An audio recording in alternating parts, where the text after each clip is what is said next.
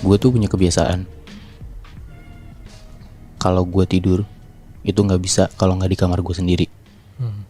Mau hotel senyaman apapun, gue staycation sama keluarga gue atau nginep ke rumah temen, gue nggak akan bisa tidur.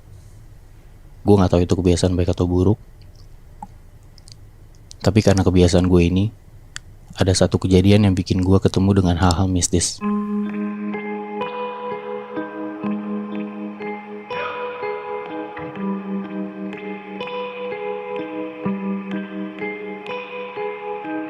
Sekitar gue SMA kelas 11, gue dan teman-teman gue berencana buat ke puncak. Bertiga, gue, Syakir, dan Wisnu.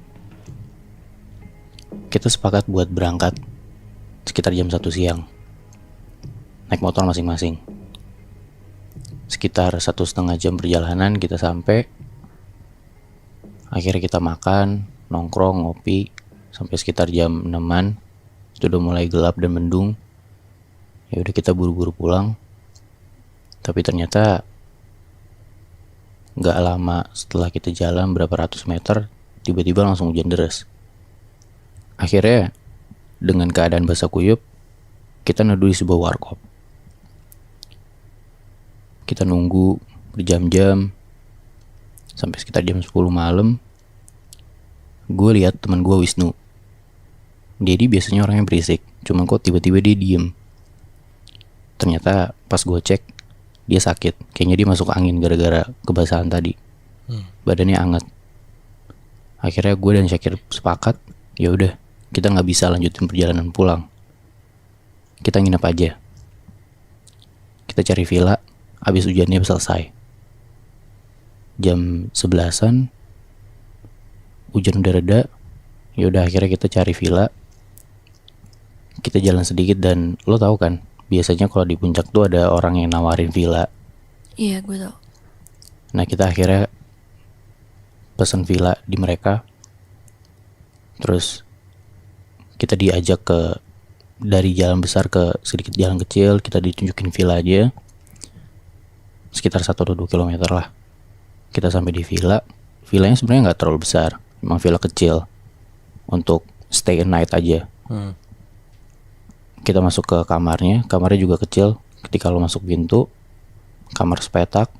Di depan pintu langsung ada tempat tidur queen size. Di sebelah kiri tempat tidur itu jendela, sebelah kanan tempat tidur lemari tinggi. Setelah itu kita masuk, beres-beres dikit. Wisnu langsung tidur, begitu juga Syakir. Nah, di sini nih, kayak yang gue bilang tadi, dengan kebiasaan gue yang gak bisa tidur selain di kamar gue gak bisa tidur di villa itu. Padahal gue tahu badan gue capek, tapi gue udah maksa untuk tidur. Gue uring-uringan segala macem. Sampai gue liat HP, itu udah sekitar jam 1 malam. Di momen gue ngeliat HP gue itu, tiba-tiba gue denger ada orang yang ngetok dari arah jendela. Di situ perasaan gue udah mulai gak enak. Jam 1 pagi, di villa kecil yang gelap, ada orang yang ngetok jendela kamar. Gue gak mau nengok, tapi suaranya tuh tetap terus ada. Akhirnya gue ngeberaniin diri buat nengok ke arah jendela. Dan yang gue lihat, ada makhluk dengan kedua telapak tangannya nempel di jendela.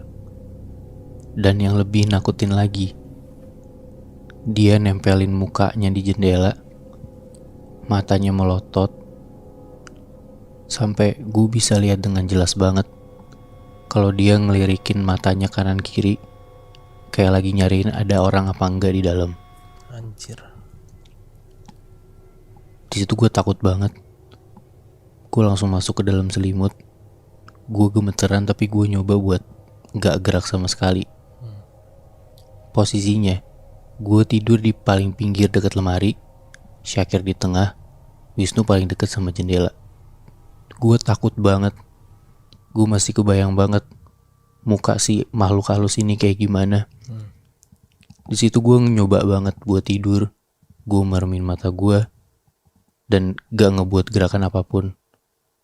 Sampai akhirnya gue ngerasa ada angin dari arah jendela ke deket gue. Dan gue tahu banget itu rasa-rasa dimana ada orang di samping lo persis. Di momen itu, gue tahu gue gak boleh bergerak sedikit pun. Gue tahu gue gak boleh ngeluarin suara sekecil apapun. Yang bisa gue lakuin cuman meremin mata gue, biar dia gak tahu kalau gue masih bangun. Sampai akhirnya gue bisa denger jelas banget sosok di sebelah gue ngomong kayak gini.